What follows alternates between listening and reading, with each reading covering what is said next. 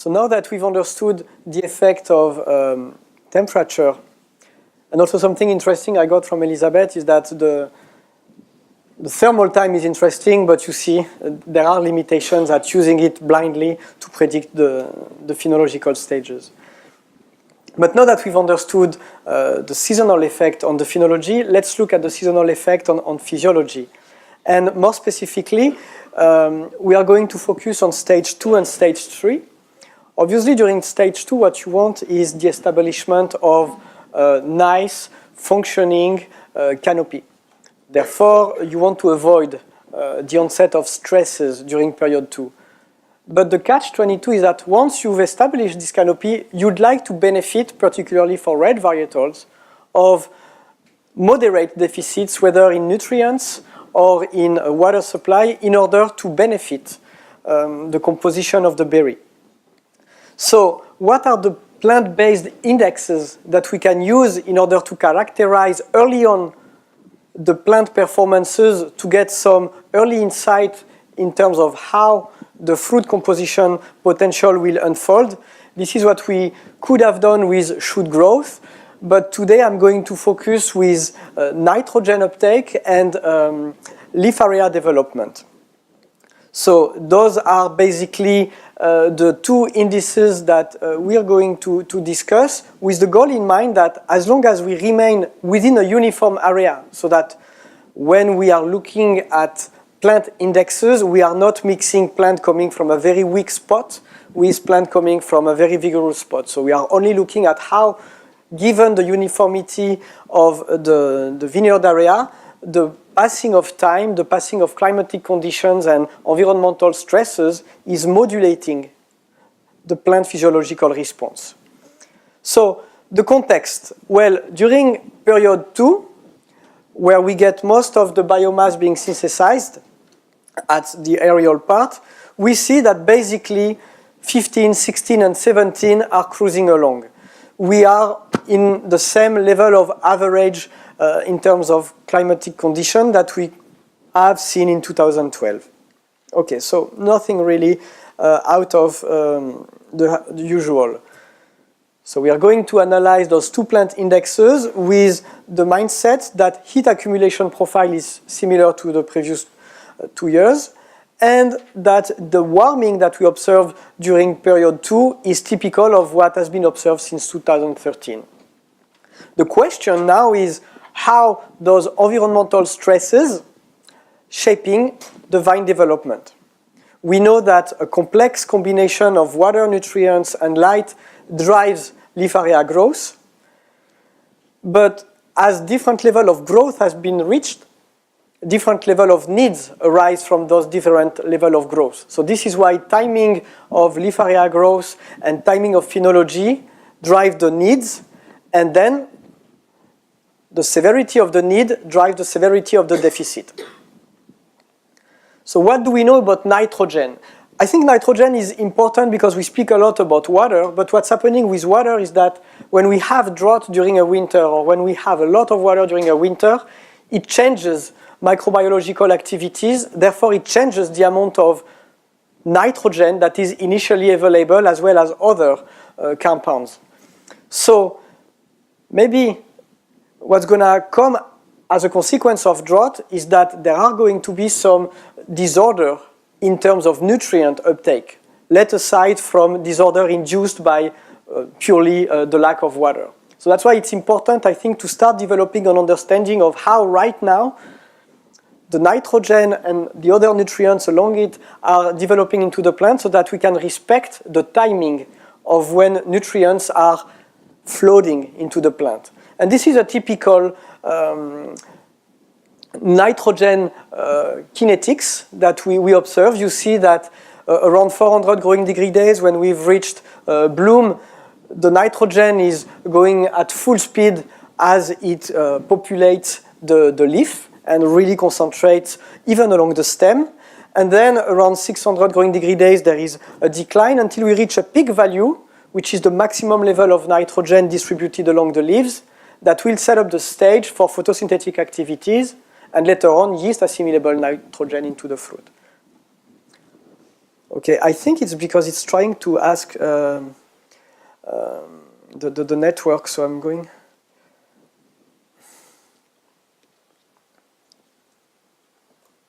To turn the Wi-Fi off and see if that does the trick.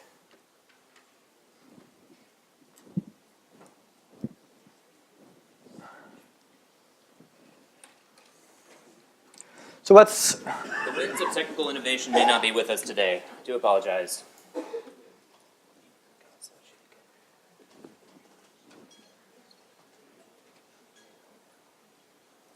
So you see, what's the idea I want to convey here is that there is a proper timing to assess nutritional needs. And if you happen to assess the maximum level that your plant has accumulated in terms of nitrogen too early or too late, you may either underdiagnose or overdiagnose the need for fertilizer. That's why I think now that the means are there, it will be very relevant to develop an understanding of when your vineyard and when your varietal is expected to reach its peak of nitrogen. Because you know it's not as simple as I make an assessment at Bloom, I make an assessment at Veraison. You see that between those two dates, there is a lot of fluctuations going on. So this is why we think that having this information will contribute to not only improving practices from a vineyard manager standpoint, but also improving the fruit potential from a winemaker standpoint. From a vineyard manager, understanding the timing of when nitrogen peaks will refine the need for nitrogen needs and assessing whether or not it's important to remediate with fertilization and corrective actions. From a winemaker standpoint, we know that the amount of nitrogen accumulated last year will affect the yield potential next year. So there is a very important issue around maintaining a steady, sustainable production by incorporating when your nitrogen was uptaken last year to interpret fluctuations in current year yield. Then if we are looking at red varietals, I refer to the works from Bordeaux, Soubeyran, etc., 2014, 2016, those guys have clearly shown that a moderate deficit pre-veraison boosts the anthocyanin and the color. And later on during that presentation, we'll see the relationship between sensorial properties of tannins and color incorporation into the wine. So color is important from a winemaker standpoint. Obviously, the impact of nitrogen may be positive for white varietals or negative on green aromas. Here I'm referring to Mendes Costabel, who presented here in 2014. He showed that when we had a rain exclusion during the winter, we had less nitrogen uptaken and we had less green flavors into the berries. So manipulating your nitrogen uptake during period 2 and period 3 will enhance or decrease the potential for green flavors such as methoxypyrazine. And last, the functioning of the plant is directly dependent upon how well nitrogen is doing its job at maintaining the flow of photosynthate, and therefore the flow of sugar. With Nicolas Bernard later on, we will see how the flow of sugar from the leaves to the berries responds to different extreme events. So that's why nitrogen is so crucial, because it's at the source of so many different things. So what I'd like to ask you now, since we monitored the kinetics of nitrogen last year versus this year, since we know the differences between 16 and 17, what guess would you like to take? Do you think this year the nitrogen uptake lasted more time or lasted less time because we had more rain, but maybe because we had high heat accumulation during period 2, you think it's going to be the same? We also had important leaf area development. What's the consequence of an important leaf area development? Is there a proportion between I have more leaves, I uptake more nitrogen, or actually I have a finite amount of nitrogen, therefore if I have more leaves, my nitrogen gets diluted into more biomass? So you see, it's not as intuitive as one might have thought. So what we've done here is basically looking at when the highest amount of nitrogen on a per block basis is being reached. And you see that in 2016 versus 2017, we observed that those peaks have been reached earlier. That's not something I think could have been easily guessed. And what's interesting is that in the past you see that basically we expect those peaks to be reached between 500 and 700 growing degree days after bud break. So we're basically looking at Merlot and Cabernet in green and Cabernet Sauvignon in orange. You see that basically on average it happens 100 growing degree days to 200 growing degree days earlier. That means a lot of weeks, 3 to 4 weeks. That means that the way you're making your assessment of vine nutritional needs has to respect the natural cycle of the plant. More interestingly, we realize that not all the blocks are under the same clock. If you keep using growing degree days as your reference to time when different blocks are peaking in terms of maximum nitrogen uptake, you see that there are blocks that are just late accumulators. And those blocks are typically the ones where the chances of overestimating the need for nitrogen are high because you make your assessment at bloom, and this block is just a slow accumulator. You see that those guys need sometimes 1,000 growing degree days to reach their peak of nitrogen. So what you're doing, if you do not acknowledge that, is that you're maintaining a need for more and more nitrogen because you diagnose your nitrogen need too early. Therefore, you apply more nitrogen. Therefore, you sustain the level of vegetative expression in this plant. And you have a plant that keeps being very vigorous from one year to the next. And that's not because you're doing a bad job. It's just because you are assessing too early the need for nitrogen boost. So I think that's an important thing that we discovered, is that basically we all knew that there is a very intertwined relationship between nitrogen flux and water flux, but we didn't know the spread of nitrogen uptake peaking from the earliest sites around 500 growing degree days down to 1,000 growing degree days in the latest sites.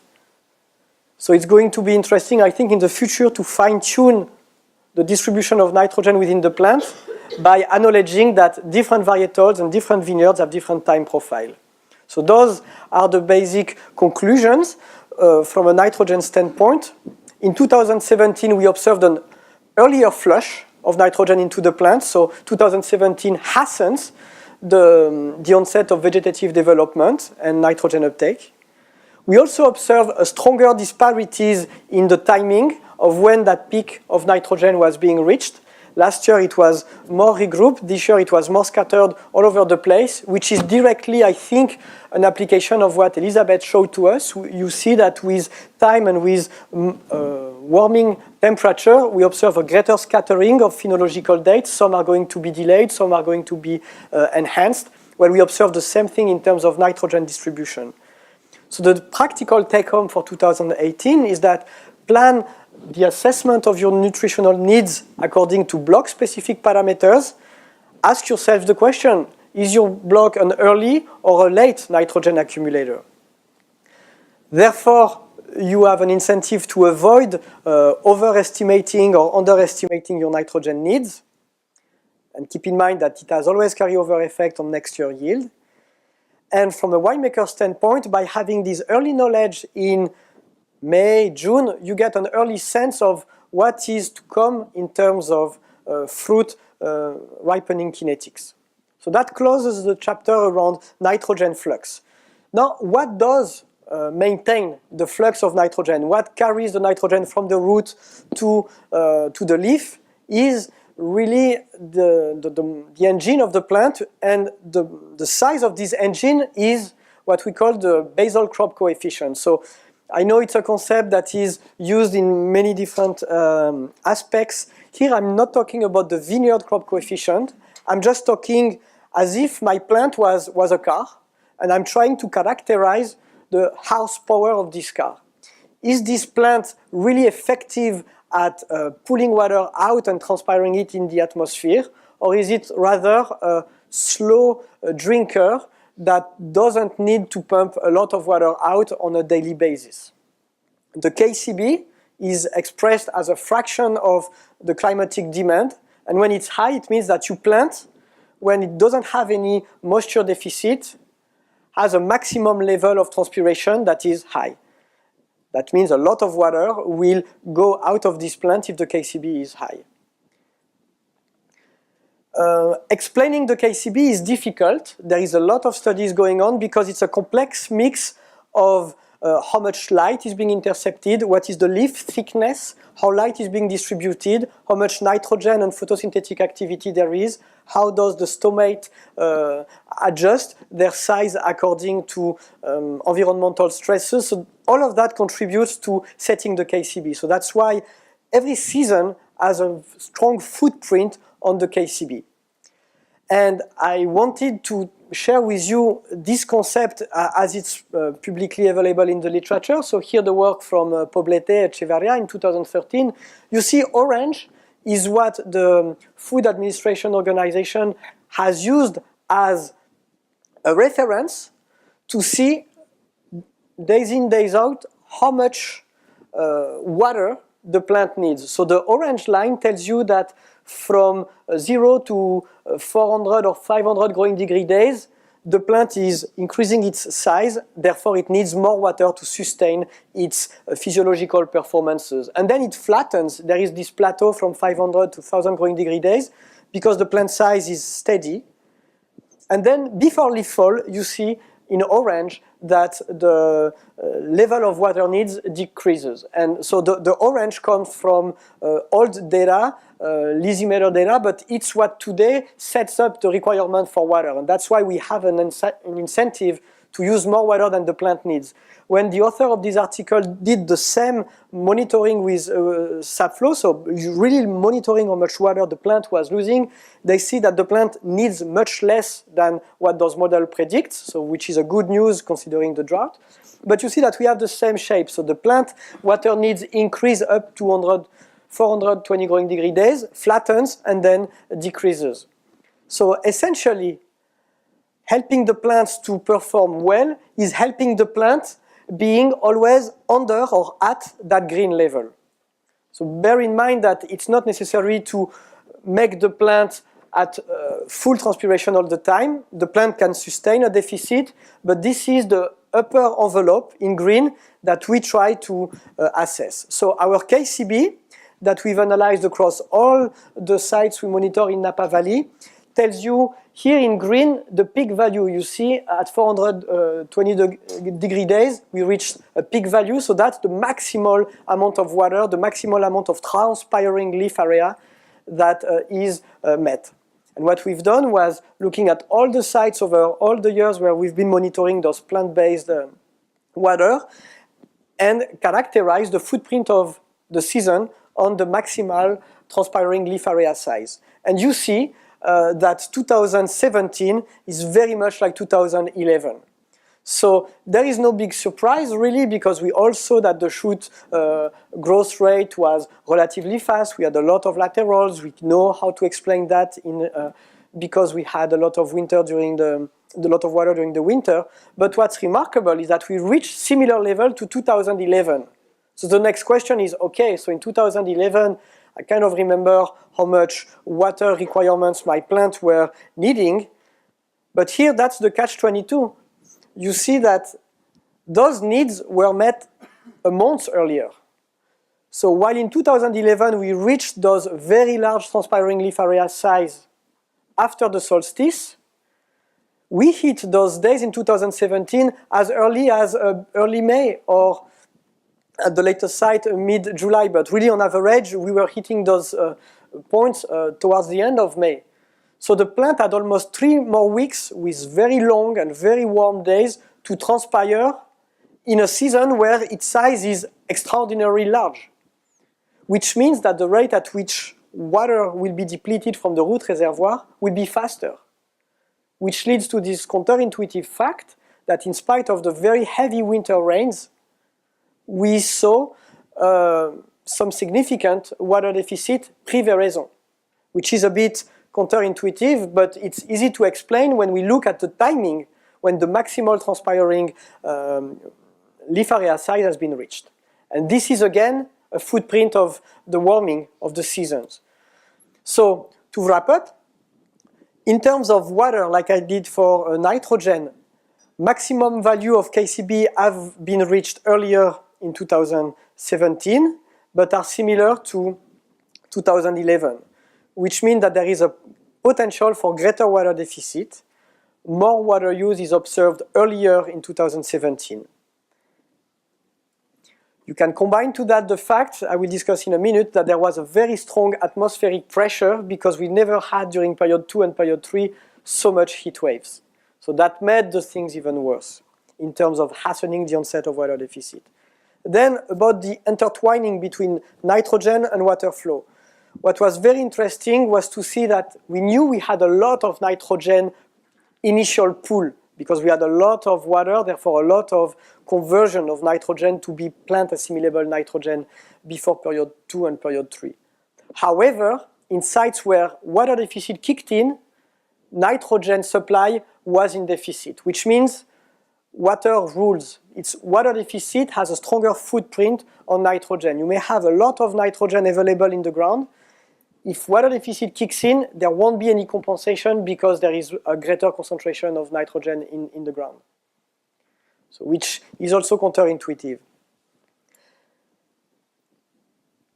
Also, the other thing we've seen in sites whose root reservoir was not limiting, we had a lot of leaf area growth, and we have observed this nitrogen dilution happening within more biomass. So the wrong thing to do is to overreact and apply more fertilizer when we think that actually the plant is in need of it. It's just because there is way more leaves. In terms of practical consequences, I thought it was going to be nice to do a parallel between 2016 and 2017. Last year, in terms of water, we were trying to enhance pre-veraison water deficit by delaying cover crop mowing, by delaying hedging, or by leaving more lateral so that more light was penetrating inside the canopy and in turn converted into water vapor. Regarding the nitrogen, we were trying to minimize fertilizer use. In 2017, it's the opposite in terms of water. We try to minimize the severity of pre-veraison water deficit when we are in distinctive vineyards where water supply is limiting earlier, which is often the case here. Earlier crop mowing, earlier hedging, and remove more laterals to decrease a little bit this KCB max to a more standardized value. In terms of nitrogen, it was important now to really assess your need after the peak has been reached so that you do not keep maintaining too much of a heavy nitrogen uptake. And just before the break, I wanted to have this fifth take-home message, which has to do with the context of maximum daily vapor pressure deficit during period 3. You see, here we reported in green the average of maximum daily vapor pressure deficit. So the vapor pressure deficit is the combination of relative humidity and high temperature, and it really describes how dry and how much water is being dropped from your skin or from a plant if you're a plant when you are outside.